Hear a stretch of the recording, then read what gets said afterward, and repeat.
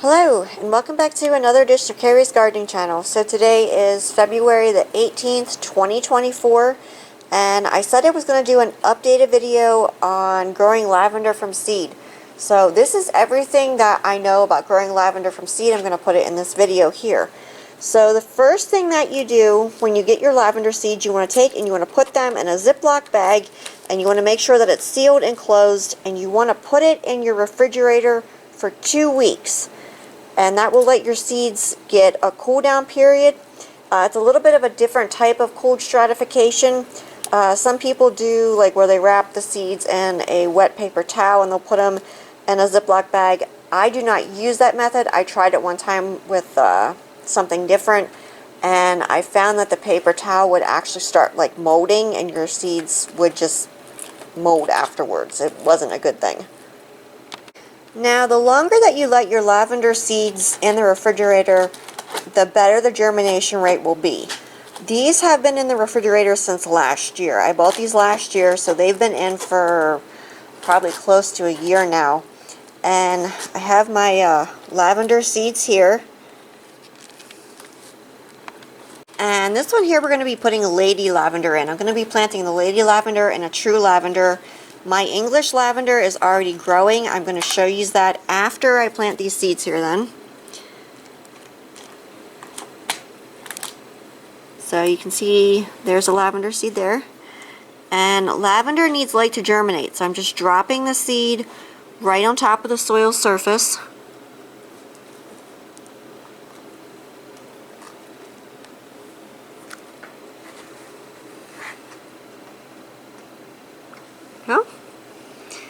And if you want, you could do 2 seeds per cell. Lavender does have a lower germination rate to begin with, so you definitely want to sow more lavender seeds than what you actually need. There we go, and you can see the seed is right there on top. So what I'm going to do next is after these go out to the greenhouse, they're going to get a gentle mist over the tops of them to keep that seed, to get that seed nice and moist. And we keep our seed starting mix moist but not soggy. So we take and we put the mister on for the watering wand, and we just go over the tops of these. And I'm going to get the rest of these planted here. As your seeds are germinating, you want to make sure that they do not dry out, because if they do, you can lose your seedlings, and you can lose, like if they're starting to sprout and they dry out, that's a way that you will lose your seeds there.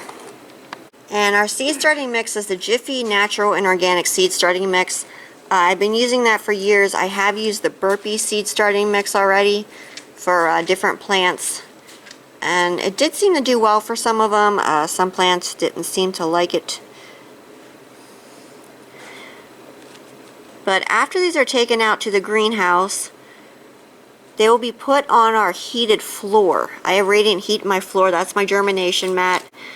And they will be loosely covered with a plastic lid.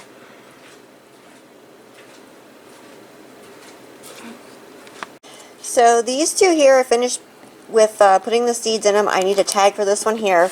So this is one of the clear lids that we use here, and this is one of the base bottom trays that we use.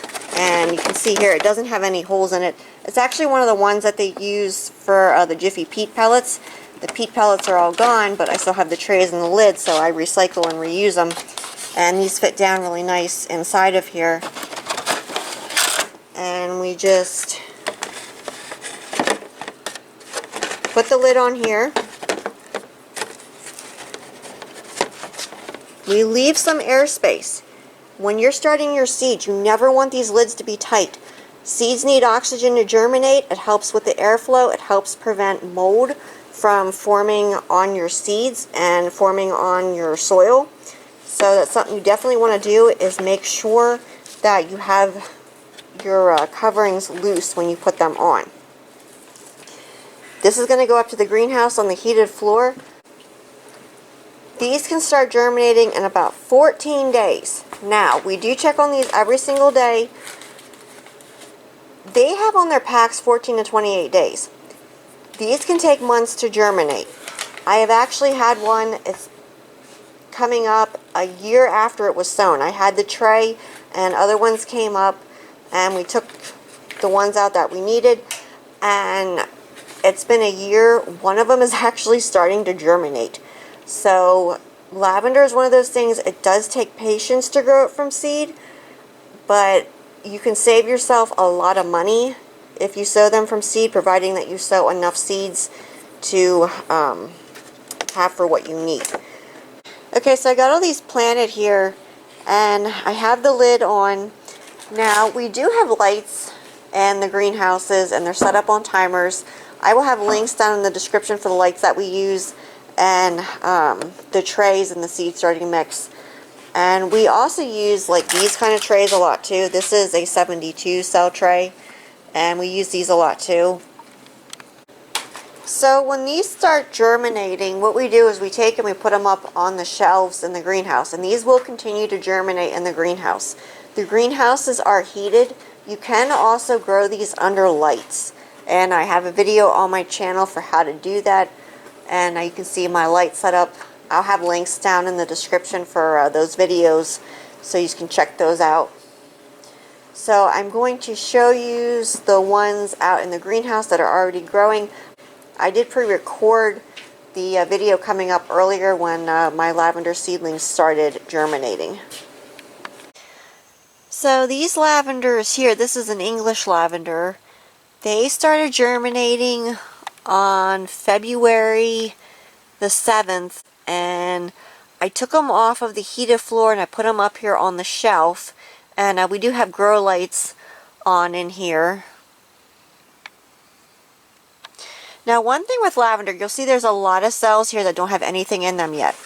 Lavender has an irregular germination rate, and you'll get some that'll come up, then you'll kind of hit like a time when none of them are coming up, and then more of them will start coming up. So I wanted to show you what the lavender seedlings look like here. You can see this one here is more mature, and this one here just came up not too long ago.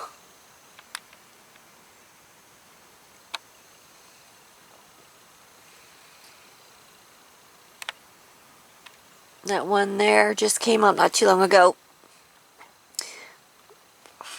And the other one there is a little bit more mature. This one here is just starting to come up. And over here. So, in previous years, I have put these in flats. And the thing with the flats is you have to take and separate the seedlings out. Sometimes what happens is the seedlings grow faster than what you actually get to separate them out. So I went back to starting them in cells, because when they're mature then we can just take them out and put them in their regular containers. So that is something that I have learned. You want to get your seedlings out when they're really small. If you do them in like your flats, or the roots get all tangled together, and it honestly makes a mess starting them in flats. So I went back to starting them in the cells. And lavender kind of does like it on the drier side. You don't want your seed starting mix really soggy. You want it to be moist but not soggy. And you don't want any of your seedlings, whether it's lavender or anything, standing in water. So this is one of my lavender seedlings that has some stuff in it I have to cut out of it from last year. And now these were actually started in a flat last year, then they were separated out. This one here is a lady lavender, which is an English lavender. It is not hardy in Pennsylvania Zone 5B that I know of. I got contradicting things on it. Some said that it would be, some said that it wouldn't, so I didn't chance it. I just went ahead and put it in the greenhouse and overwintered it in here. Now, as your seeds are germinating, you do want to make sure that your soil on top does not dry out, because the seeds are surface sown, so you don't want your seeds to dry out. That'll stop the germination, or the seedlings, you know, if they just started sprouting and it gets too dry for them, you could lose them.